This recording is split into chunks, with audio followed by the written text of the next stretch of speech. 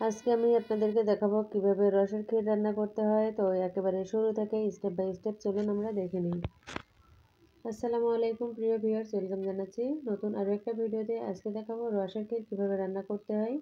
তো এখানে দুই পাশে দুই চুলোয় ভাত বসিয়ে দেওয়া হয়েছে, একটাতে রসের ক্ষীর, একটাতে দুপুরের জন্য ভাত। আর এই ভিডিওটা সকালবেলায় রেডি করেছিলাম, কিন্তু আমি প্রতিদিন সন্ধ্যা 6টার সময় আপলোড করি, এজন্য রেখে দিলাম। তো এখানে রসটা এখন জাল করে নেওয়া হচ্ছে। এই যে ছোট যে হাঁড়িটা দেখতে পাচ্ছেন, এই হাঁড়িতে আমি রস দিয়েছি, আর এখানে আলু চাল ধুয়ে রেখেছি।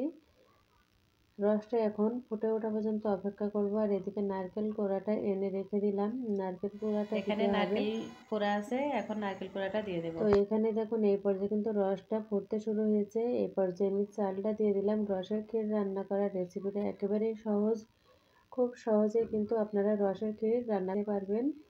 তো এখন এখানে আমি চালটা দিয়ে একটু নাড়াচাড়া করে নিচ্ছি। আর এখানে দিয়ে দিতে হবে স্বাদ মতো একটু লবণ। আর যেহেতু রসটা মিষ্টি, এজন্য কোনো চিনি দেওয়ার প্রয়োজন নাই, তবে রস যদি মিষ্টি কম থাকে তাহলে একটু চিনি দিবেন। আর এখন দিয়ে দিচ্ছি নারকেল কুচি। তো আমার যা রান্না করছে, আর আমি একটু হাত দিয়ে নেড়ে চেড়ে নিচ্ছি এদিকে। তো এখানে এখন দিয়ে দিচ্ছি স্বাদ মতো লবণ। আমি লবণটা দিয়ে দিলাম, আমার যা নাড়াচাড়া করছে এখানে।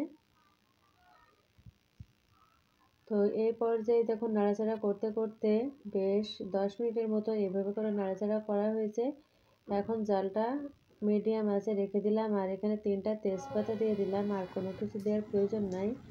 এখন যখন চালটা সেদ্ধ হয়ে যাবে, হাত দিয়ে দেখতে হবে যে নরম হয়ে গেছে কি। সেই পর্যায়ে একটু চামচ দিয়ে হোক, ওড়ং দিয়ে হোক, একটু ঘোটাঘুটি করতে হবে। তারপরে নামিয়ে রাখতে হবে। দুপুরের জন্য মাছ ভাজার জন্য ফ্রাই প্যানটা বসিয়ে দিয়েছি।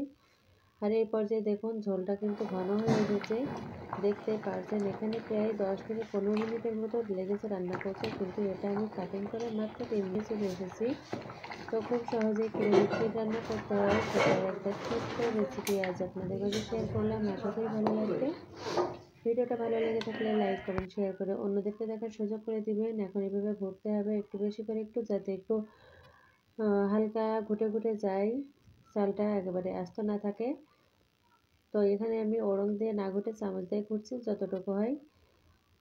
তো এখন আমি এখানে চুলাটা অফ করে দিলাম। রান্নাটা কিন্তু হয়ে গেছে, একেবারেই ঝোল শুকাতে যাবে না, তাহলে এঁটে যাবে। এখন এক পাত্রে নামিয়ে নিলাম, ছোট ছোট পাত্রে। এবং পাত্রে নামানোর পরে দেখুন এটা কিন্তু টাইট হয়ে গেছে। তো প্রিয় ভিউয়ার্স, আজ এ পর্যন্ত। আসসালামু আলাইকুম, আল্লাহ হাফেজ।